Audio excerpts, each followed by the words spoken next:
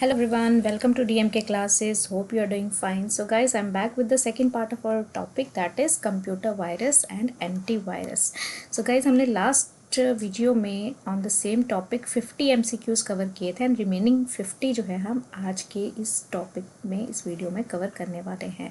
And guys, अगर आप लोगों ने इस चैनल को अभी तक अपने फ्रेंड्स के साथ शेयर नहीं किया तो don't forget to share it. And अगर आप चैनल पर नए हैं तो आप ज़रूर से सब्सक्राइब कर लीजिए, बिकॉज आपकी रिवीजन हम complete for every kind of competitive exam wherever computer is your component, उस सब की हम यहाँ पे कंप्लीट रिवीजन कराएंगे through MCQs. Okay, so stay tuned and keep watching. Now moving towards the topic today, हमारा 51st question की तरफ चलते हैं, बिकॉज 50 क्वेश्चन हम ऑलरेडी कर चुके हैं. बिफोर दैट, अगर आपको हमारे PDFs चाहिए इन वीडियो लेक्चर्स के तो आप हमारे टेलीग्राम चैनल DMK क्लासेस पर जा सकते हैं. ये पब्लिक चैनल है, वहाँ पे जा कर के आप सर्च कर सकते हैं फॉर DMK क्लासेस और वहाँ से फ्री ऑफ कॉस्ट हमारे PDFs भी डाउनलोड कर सकते हैं. Now the question here comes on your screen. And the question is, name the virus that deploy and stay in RAM. ऐसा कौन सा वायरस है जो पैदा भी होता है और स्टे भी करता है कहाँ पे? रैम के अंदर. क्या वो क्रिप्टो वायरस है, क्या वो नॉन रेजिडेंट वायरस है, क्या वो रेजिडेंट वायरस है, या फिर डी फैक्टो वायरस है? And the correct answer for this is resident virus. ऐसा वायरस जो रहता है इन रैम, उसको हम क्या बोलते हैं? That stage in RAM is called as resident virus. RAM में रहने वाले को बोलेंगे हम resident virus. And similarly, name the virus that deploy in RAM but not stay in RAM. Guys, it is not stay in RAM means ऐसा virus जो RAM में नहीं रहता है, that virus is called as non resident virus. तो यहाँ पे name में मीनिंग से ही पता चल रहा है, that stage in RAM that is resident virus and that does not stay in RAM is called as non-resident virus. Hope you are getting the point. Now moving to next question, question number 53. Name the malware technique which take credit card or debit card information. ऐसी कौन सी malware technique है, ऐसी कौन सी malicious software technique है जो हमारी credit card और debit card की information को ले लेती है, चुरा लेती है मीन्स. तो ऐसी कौन सी टेक्निक है? That is called as spamming, phishing, drooling और key logging. And the correct answer for this is phishing. ठीक है, करेक्ट आंसर क्या हो जाएगा इसके लिए? फिशिंग. जब भी आपकी कोई भी बैंकिंग से रिलेटेड, कोई थेफ्ट से रिलेटेड, ठीक है, आइडेंटिटी थेफ्ट से रिलेटेड बात आएगी तो that will be called as phishing effect. Okay, so this is very much important here. Now moving towards next question, question number 54.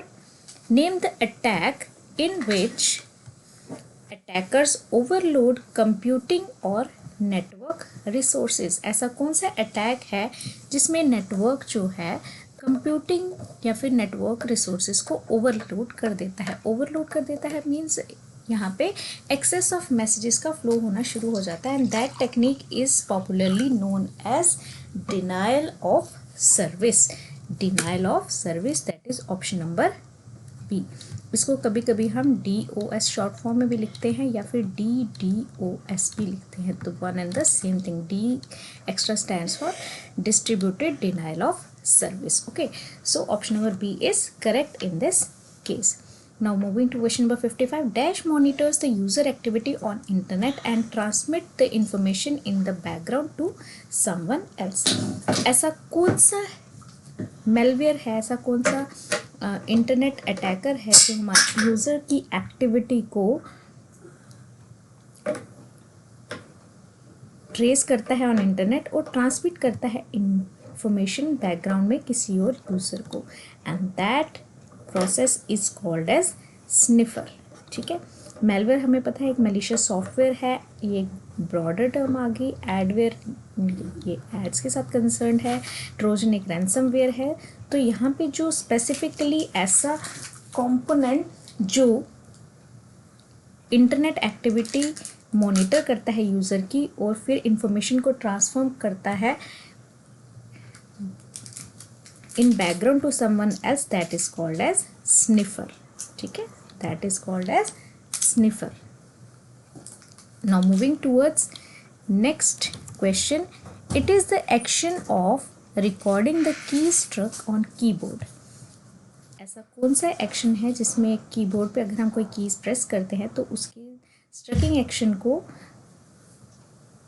Keyboard पे रिकॉर्ड करता है, उसको क्या बोलते हैं? दैट कॉल्ड एज स्पैमिंग और एक्सप्लॉइट्स और की लॉगिंग और digging. And the correct answer for this is key logging, because we all know keyboard पे क्या होते हैं, डिफरेंट कीज होते हैं, और जब हम कोई भी की प्रेस करते हैं तो अनएथिकल हैकर्स या जो भी मलिशियस अटैकर्स होते हैं वो हमारे सिस्टम के पैटर्न को अंडरस्टैंड कर लेते हैं, हमारी पर्सनल इंफॉर्मेशन को चुरा सकते हैं थ्रू दीज की logging attempts.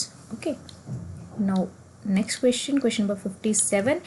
Keylogger is a, what is a keylogger now? Whether it is cryptovirus, is it a retrovirus, is it a spyware, or is it a malware? So keylogger actually is a spyware. It spies on our activities stealthily and sends those stealthily to the remote users. Okay, की logger क्या है? Spy करता है हमारे computer पे हमारी activities, की logging की एक्टिविटीज़ के थ्रू, और हमारी इंपॉर्टेंट इंफॉर्मेशन जो है मेलिशियस अटैकर्स को सेंड करता है, right. Now next is firewalls are use to protect against what? Firewall किसके अगेंस्ट हमें प्रोटेक्ट करने में हेल्प करता है? Just a second guys.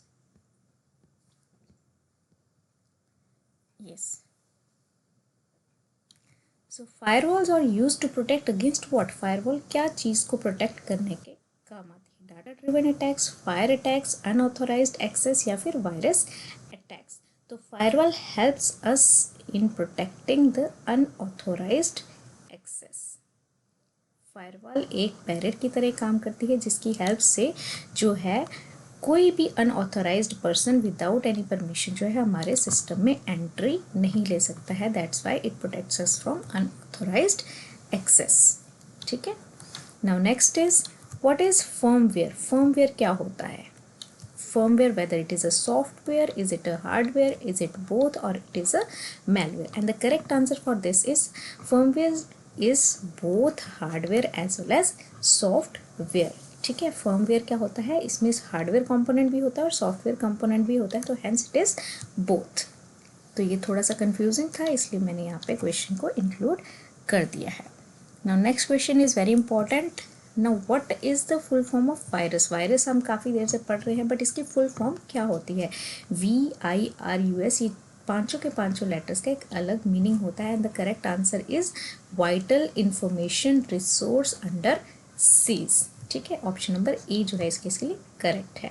तो बाकी ऑप्शन में देख लेना आप किस तरह के ऑप्शंस दिए हुए हैं, but correct answer is vital information resource under C.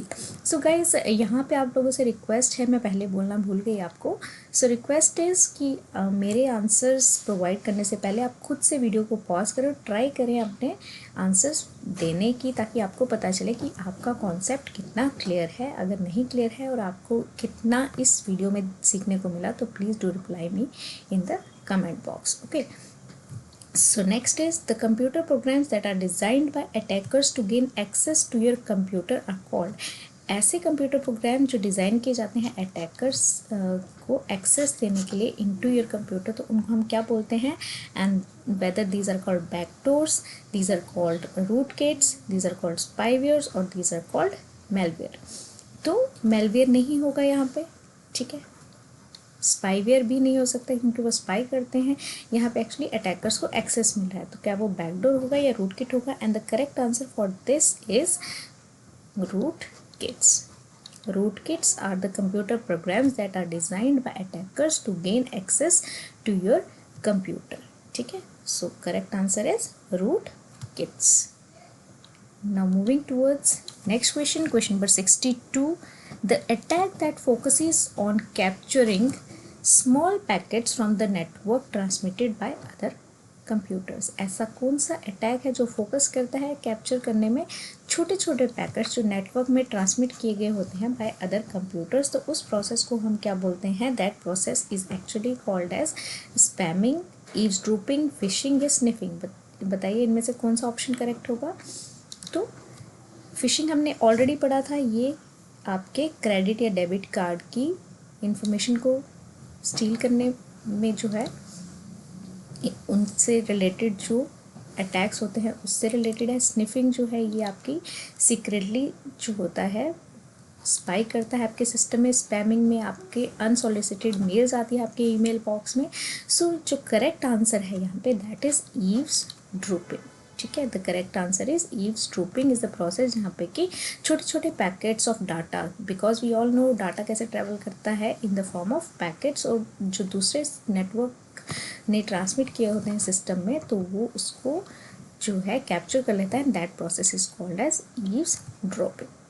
Now question number 63, a person who gains illegal access to a computer is called, ऐसा कौन सा person है जो illegal access आपके कंप्यूटर में ले लेता है, that person is called as whether it is hacker, joker, attacker or sniffer. So the correct answer here is hacker.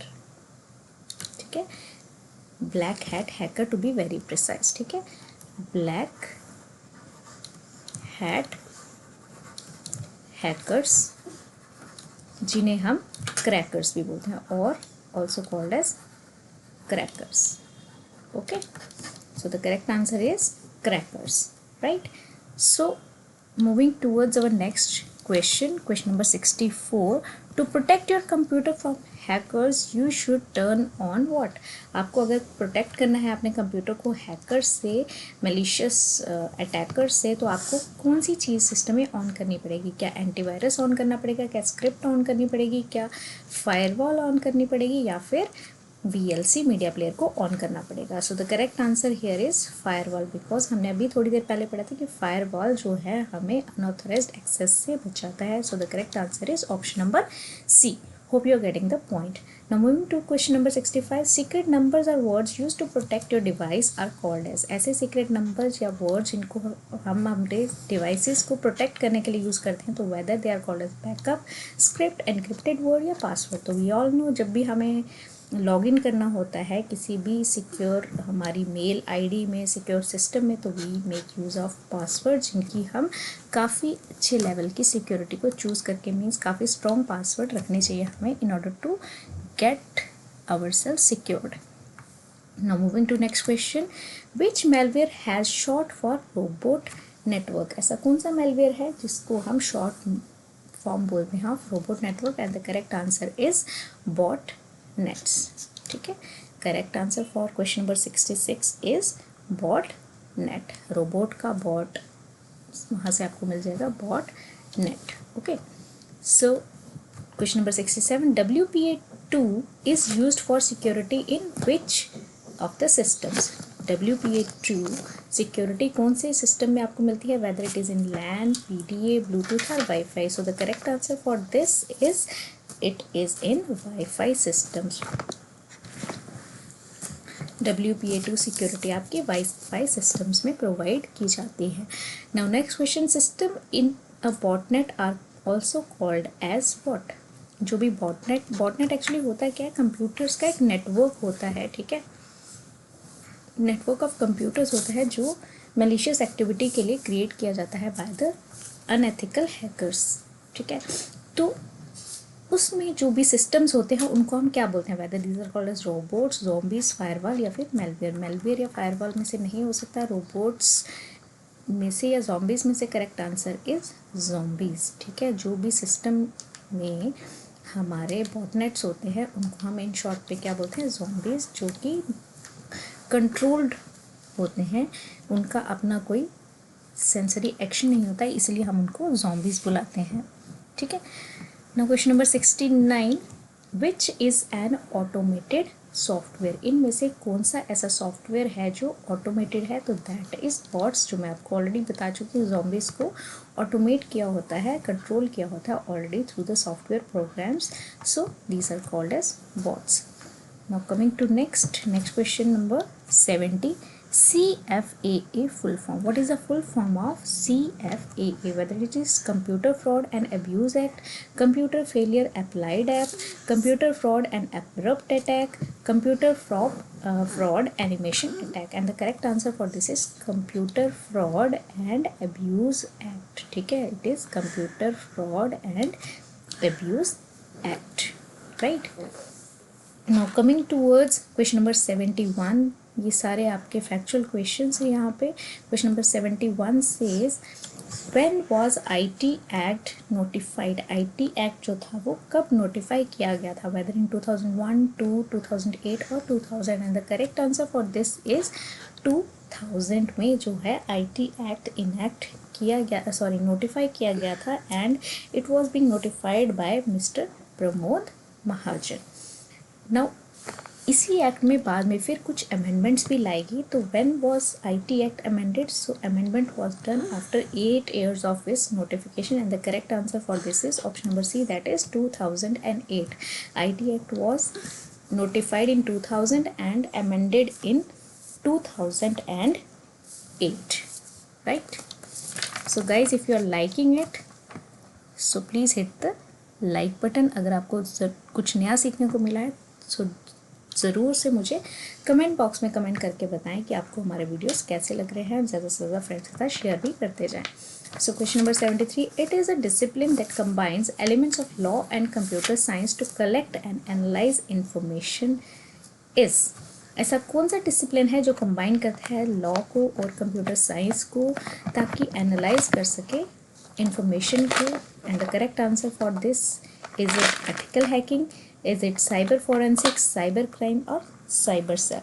and the correct answer is cyber forensics. ठीक है, जिस तरह से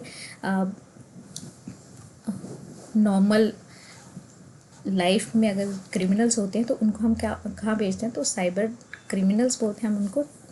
साइबर क्रिमिनल्स को केसेस को जो है साइबर फोरेंसिक लैब्स में भेजा, फॉरेंसिक लैब में भेजा जाता है. तो उसी तरह से कंप्यूटर साइंस में जो क्रिमिनल्स होते हैं उनकी जो है इंफॉर्मेशन को एनालाइज करने के लिए हम साइबर फोरेंसिक्स में भेजते हैं. ठीक है, hope you are getting it.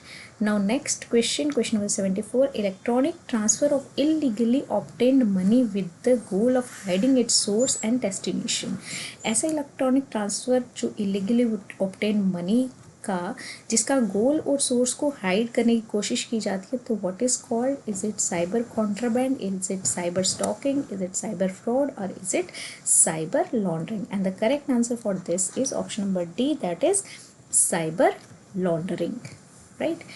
Now coming to question number 75, attempt to gain or change IP address or domain name system is called. ऐसी attempt जिसमें हम किसी सर्वर का IP, किसी सिस्टम का IP एड्रेस या डोमेन नेम सिस्टम को change करने की कोशिश करते हैं, तो that process is called as what? Whether it is eavesdropping, sniffing, spoofing या spamming.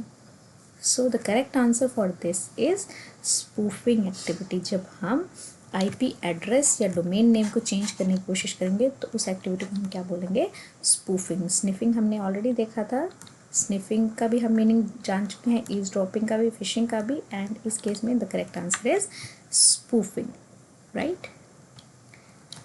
Now moving further, among these name the antivirus. इनमें से कौन सा ऐसा है जो एंटीवायरस है? Whether it is Norton, AVG या पांडा? So the correct answer for this question is Norton, AVG and Panda. All of these are the antivirus softwares. So the correct answer is all of these. Question number 77, among these name the antivirus. इनमें से आप बताइए कि कौन सा जो है programme जो है that is antivirus, and the correct answer for this is all of these. Means Norton, AVG, Panda, McAfee, Avast, Quick Heal, ये सारे के सारे क्या है? एंटीवायरस सॉफ्टवेयर्स हैं, right? Now next, which of these is a virus. इन सब में से आप बताइए कि वायरस कौन सा है? आप trend micro, bit defender, Caspar sky या नन ऑफ दीज? हमने ऑलरेडी हमारे फर्स्ट MCQ हमारे पार्ट नंबर 1 में पढ़ा था कि ट्रेंड माइक्रो एक एंटीवायरस होता है. ठीक है, Kaspersky is also an antivirus, and similarly Bitdefender is also an antivirus. So which of these is a virus? So none of these is a virus. So guys, with this we have got a list of 9 antiviruses with us.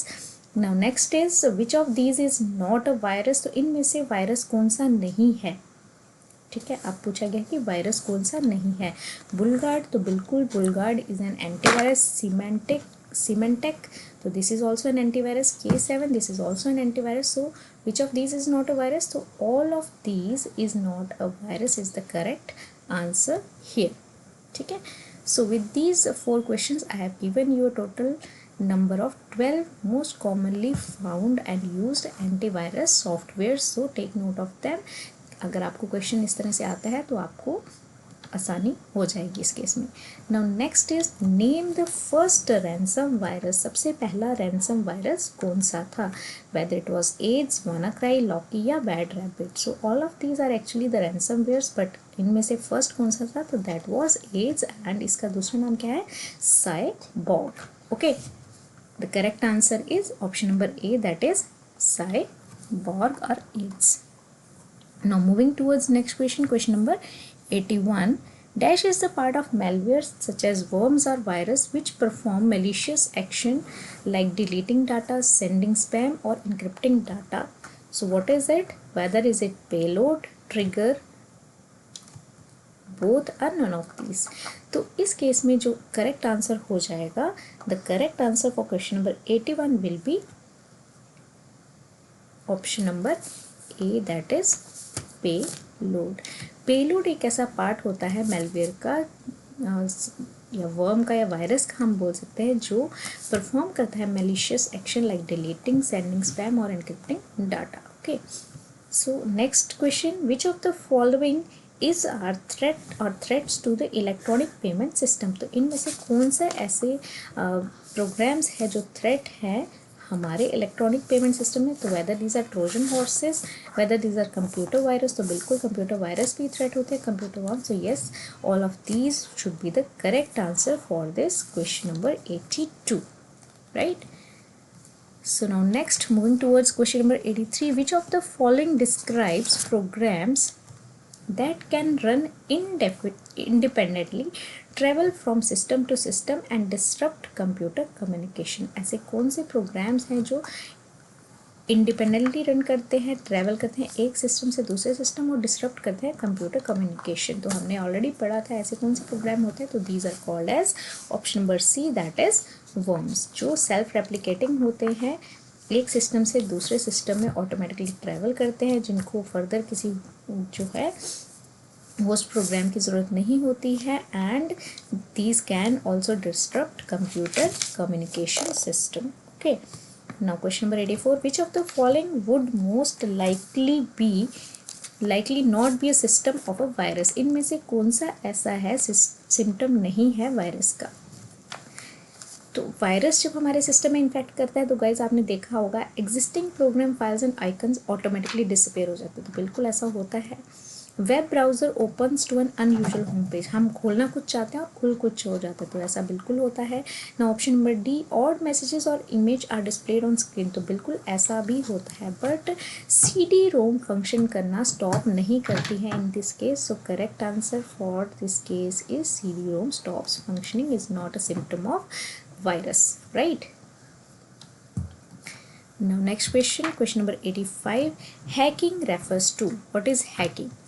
Data access without permission, data updation without permission, data deletion without permission, या all of the above. तो यहाँ पे बहुत सारे intelligent लोग ऐसा करेंगे कि ऑप्शन नंबर ए फटाफट से टिक मार्क करके आ जाएंगे एंड आपका आंसर हो जाएगा बिल्कुल ही गलत. सो यहाँ पे अगर हम हैकिंग की बात करें तो data updation, deletion and data access without permission, ये सारे के सारे फंक्शन आते हैं हमारे हैकिंग के अंदर. सो the correct answer for this is option number D, that is all of the above, right. So now next question, question number 86. Which of the following action is performed by antivirus software on a virus infected file. इनमें से कौन सा ऐसा action है जो perform हो रहा है एंटीवायरस सॉफ्टवेयर से ऑन इन्फेक्टेड फाइल्स में?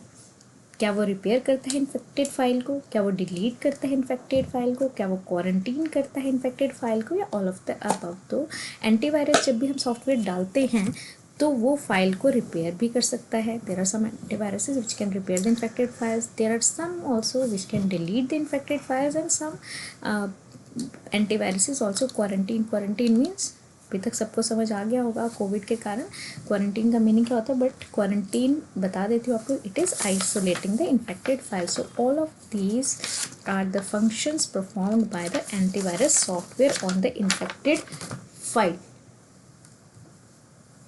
Now next question number 87. Dash virus infects executable program files.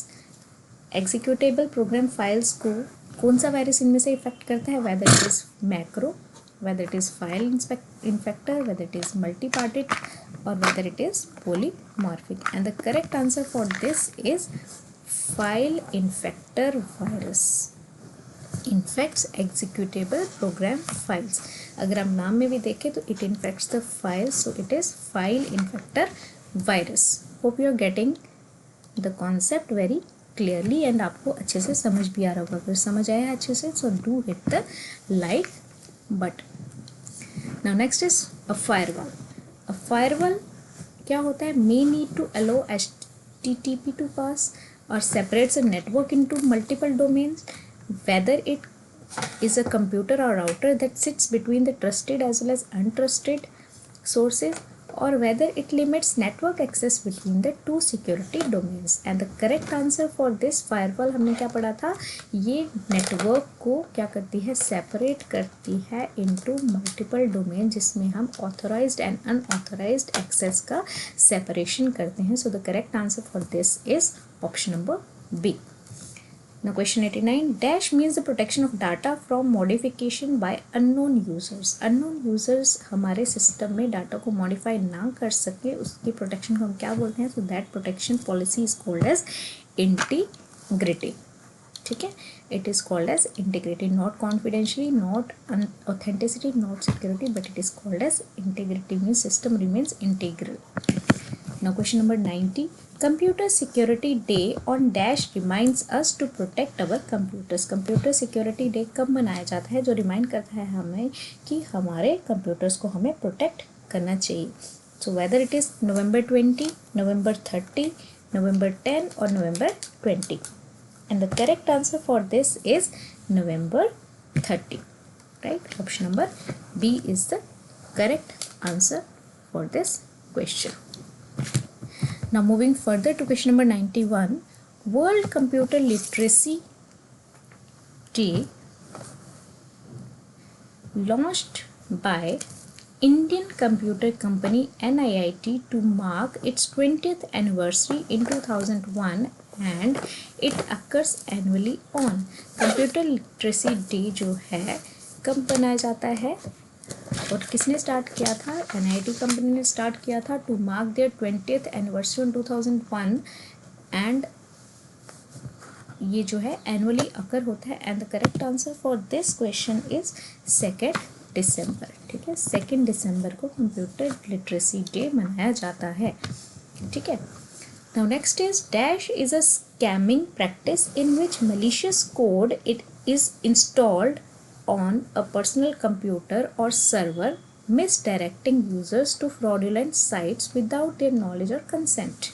ऐसी कौन सी स्कैमिंग प्रैक्टिस है जिसमें मैलिशियस कोड इंस्टॉल किया जाता है आपके पर्सनल कंप्यूटर में और सर्वर मिस डायरेक्शन किया जाता है to fraudulent sites without their knowledge? आपकी नॉलेज के बिना आपको डायरेक्ट किया जाता है टू फ्रॉडलेंट साइट्स. क्या वो स्पैमिंग है, स्पूफिंग है, सिक्योरिटी है या फिर फार्मिंग है? And the correct answer for this activity is called as pharming activity.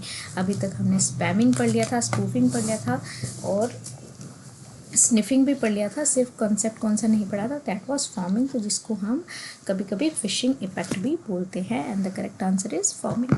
Now next is one who gains unauthorized access, destroys vital data, denies legitimate users service और causes problems for their targets is called as what? ऐसे कौन हैं जो हमें हमारे computer की access को deny कर देते हैं, डिस्ट्रॉय कर देते हैं हमारे सिस्टम का वाइटल डाटा, हमें लेजिटिमेट यूज़र्स को भी परमिशन नहीं होती है और कॉज करते हैं प्रॉब्लम टू द टारगेट्स? तो ऐसे अनऑथराइज्ड एक्सेस करने वाले लोगों को क्या हम बोलते हैं? White hat hacker, cracker, programmer या डाटा एडमिनिस्ट्रेटर. तो डाटा एडमिनिस्ट्रेटर केयर करता है डाटा की. Programmer is use to build the programs. तो white hat hacker, we all know white hat hackers है, तो they are ethical hackers, they are not the people who gain unauthorized access. So the correct answer for this is cracker. ठीक है, black hat hackers जिनको हम crackers बोलते हैं, that is the correct answer for this case, right? Now moving towards next question, question number 94. Which of the following is not a cyber crime? इन सब में से cyber crime कौन सा नहीं है? फिशिंग, तो बिल्कुल फिशिंग एक साइबर क्राइम है जिसमें जो है यूज़र की क्रेडिट या डेबिट कार्ड इन्फॉर्मेशन स्टील की जाती है। साइबर स्टॉकिंग जिसमें बुली किया जाता है लोगों को ऑनलाइन, ठीक है। आइडेंटिटी थेफ्ट जिसमें आप जो है फेक आइडेंटिटी की तरह आपकी जो एक्चुअल वेबसाइट की एक कॉपी वेबसाइट बनाई जाती है जो as a fake identity use की जाती है एंड जिसके थ्रू वो काफ़ी सारी पर्सनल इन्फॉर्मेशन या पर्सनल डाटा को एक्वायर कर लेते हैं hackers. So online chatting is not a cyber crime. Online chatting cyber crime की कैटेगरी में नहीं आता है। ये सारे के सारे जो है साइबर क्राइम कैटेगरी में आते हैं, phishing, stalking and identity theft. Now question number 95. Skimming in e-banking refers to skimming एक प्रोसेस होता है e-banking में, उसको हम क्या बोलते हैं? It is actually a process which identifying fraudsters copying vital information from credit cards. ठीक है, स्किमिंग एक प्रोसेस है जिसमें कुछ ऐसे प्रोग्राम्स होते हैं जो आइडेंटिफाई करते हैं फ्रॉडस्टर्स को जो कॉपी करने की कोशिश कर रहे होते हैं vital information from credit cards, ठीक है। So next question is a computer virus is usually hidden in. Computer virus usually कहाँ छुपा बैठा रहता है? अगर हमारे सिस्टम के अंदर वायरस ने इन्फेक्ट किया है तो मोस्टली वो वायरस आपको कहाँ मिलेगा? क्या वो ऑपरेटिंग सिस्टम में मिलेगा? क्या वो एप्लीकेशन प्रोग्राम में मिलेगा? क्या वो डिस्क ड्राइवर में मिलेगा? Both A and B, and the correct answer for this is both A and B. Operating system और एप्लीकेशन प्रोग्राम्स मोस्टली ये दोनों एरियाज जो है वो कॉमन एरियाज होते हैं of virus infection. So option number D is the correct answer for this case.